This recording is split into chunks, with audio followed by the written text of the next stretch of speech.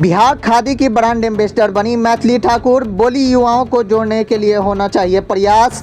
प्रसिद्ध लोक गायिका एवं उभरती हुई युवा कलाकार मैथिली ठाकुर को बिहार राज्य खादी ग्राम उद्योग बोर्ड ने बिहार खादी के लिए ब्रांड एम्बेसडर बनाया है। वे बिहार खादी का दुनिया भर में प्रचार करेंगी। मैथिली ठाकुर ने एक दिन पहले ही बोधगया में आयोजित मुख्यमंत्री नीतीश कुमार के कार्यक्रम में लोकगीत प्रस्तुत की थी।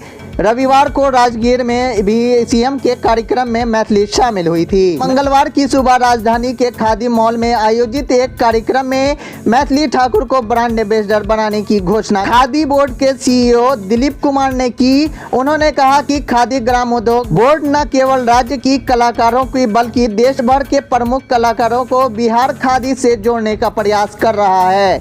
मैथिली बोली, युवाओं से जोड़ना जरूरी है। उसी दिशा में एक महत्वपूर्ण कदम उठाते हुए प्रसिद्ध लोक गायिका मैथिली ठाकुर को बिहार खादी का ब्रांड एम्बेसडर बनाया गया है। इससे प्रदेश की खादी को बढ़ावा मिलने की उम्मीद है। इस अवसर पर लोक गायिका मैथिली ठाकुर ने कहा है कि उनका प्रयास होगा कि बिहार के बने खादी उत्पाद को दुनिया भर के युवाओं से जोड़ने का काम करेंगे। युवा ही किसी भी राष्ट्र के भविष्य हैं। अगर युवाओं ने खादी को अपना लिया तो इससे प्रदेश की बुनकरों का बड़ा कल्याण होगा। साथ ही खादी विचारधारा को व्यापक रूप से प्रचार मिलेगा।